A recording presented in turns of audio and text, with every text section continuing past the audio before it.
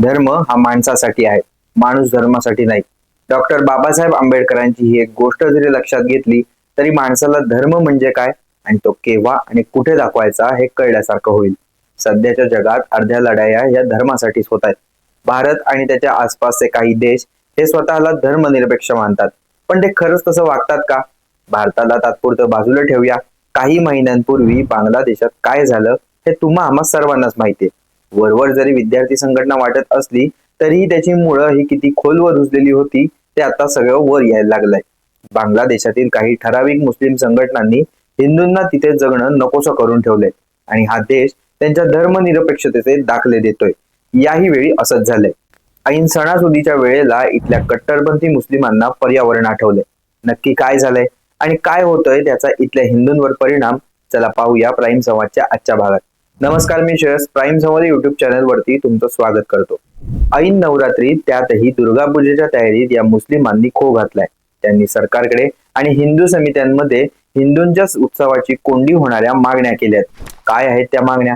का केलाय त्यांनी हिंदूंच्या दुर्गा पूजेला उत्सवाला विरोध, हे पाहूयाच. पण याही आधी बांगलादेश सारख्या मुस्लिम बहुल देशात दुर्गा पूजा कशी साजरी होते ते बघूया.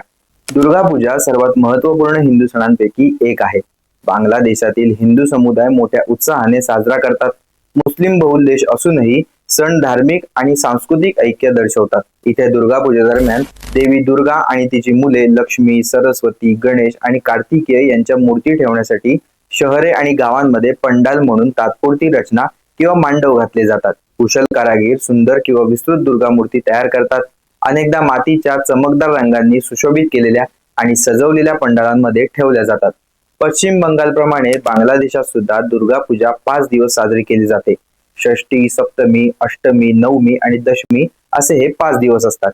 दैनंदिन विधींमध्ये मूर्तीचे चोखीवदान म्हणजेच डोळ्यांचे चित्रण, देवीचं बोधन म्हणजेच आवाहन आणि फुले, फळे आणि मिठाई यांचा नैवेद्य दाखवणे याचा समावेश असतो. अष्टमीच्या दिवशी कुमारी पूजेला विशेष महत्व असतं. तिथे एक तरुण मुलीची देवीच्या रूपाने पूजा केली जाते. भक्त अंजली म्हणजेच फुलं अर्पण करण्यात सहभागी होतात आणि देवीच्या भक्तींमध्ये प्रार्थना आणि मंत्रांचा जाप करतात. धार्मिक विधींसोबतच सांस्कृतिक कार्यक्रमांचं आयोजन केलं जातं.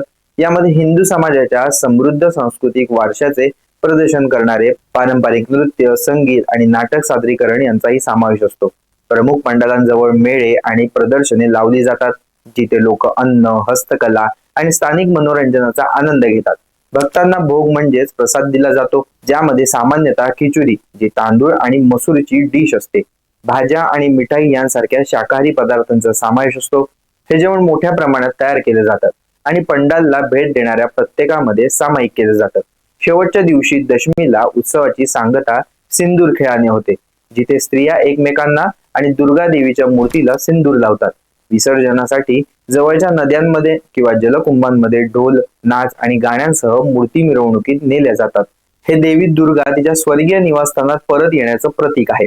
आता बांगलादेशातील दुर्गा पूजेमध्ये अनेकदा मुस्लिमांसह इतर धर्मीय समुदायांच्या सदस्यांचा सहभाग देखील दिसून येतो. हे पंडालमध्ये भेट देतात, उत्सवाचा आनंद घेतात आणि सांस्कृतिक कार्यक्रमांमध्ये सामील देखील होतात. यातून देशातील सहअस्तित्व आणि परस्पर आदराची भावना देखील दिसून येते. हा सण ढाका, चितगाव आणि खुलना यांसारख्या प्रमुख शहरांमध्ये तसेच लक्षणीय हिंदू लोकसंख्या असलेल्या ग्रामीण भागात देखील साजरा केला जातो.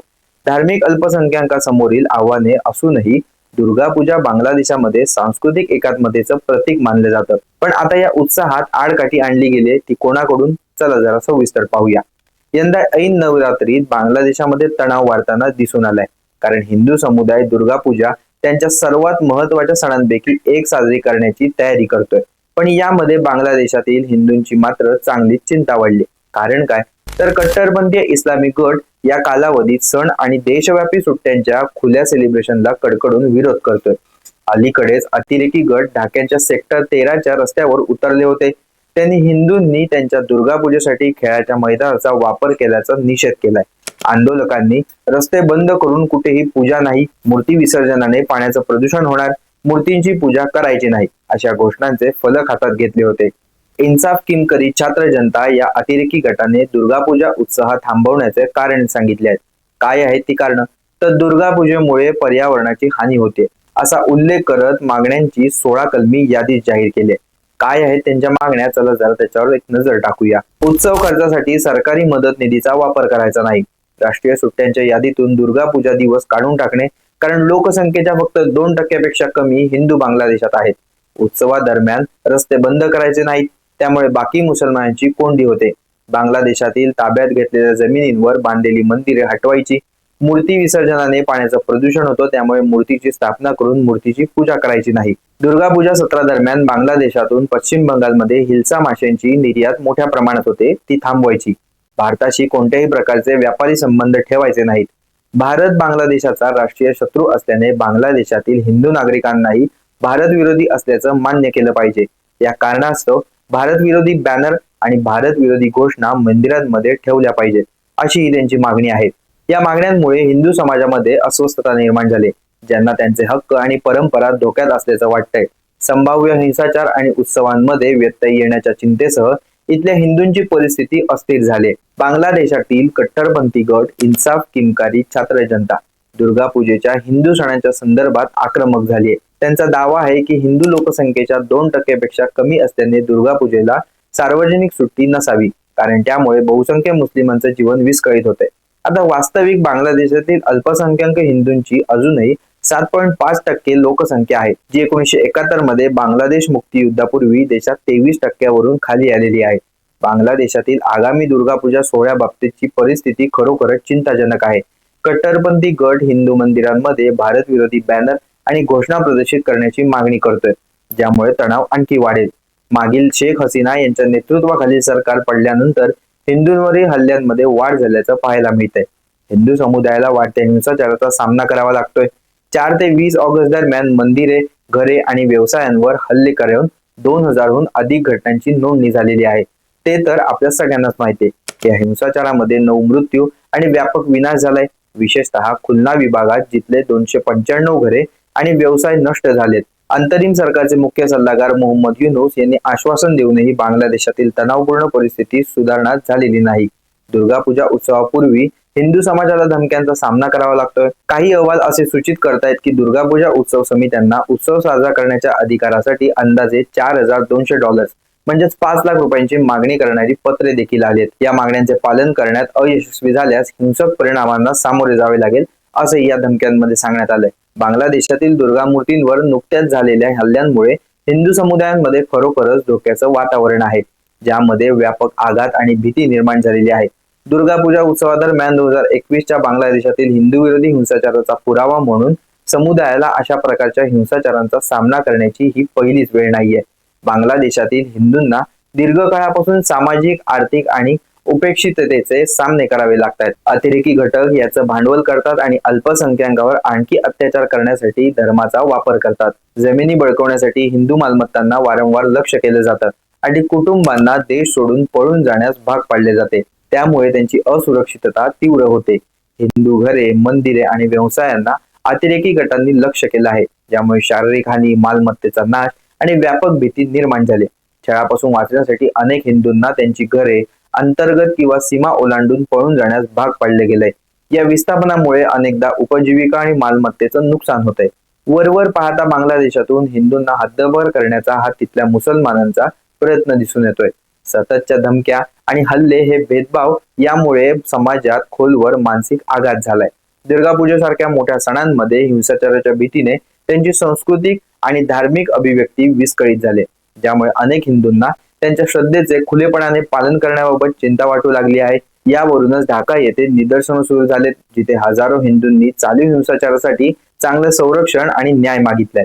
अल्पसंख्याकांच्या संरक्षणासाठी कायदे करणे, बाधित कुटुंबांना नुकसान भरपाई देणे यासह त्यांच्या मागण्या सरकारने मान्य कराव्यात, अशी कार्यकर्त्यांनी मागणी केली आहे. पण आता हे तिथे आलेले नवीन सरकार हिंदूंना कितपत दाद देणार, हाही एक मोठा प्रश्नच आहे. बांगलादेशातील हिंदू अल्पसंख्याकांवरील हिंसाचार आणि भेदभाव, प्रामुख्याने ह्याला अतिरेकी गटांकडून चालना मिळणे, हा मोठ्या प्रमाणावर अन्याय आणि हिंदूंच्या हक्कांचं उल्लंघन मानलं जात आहे.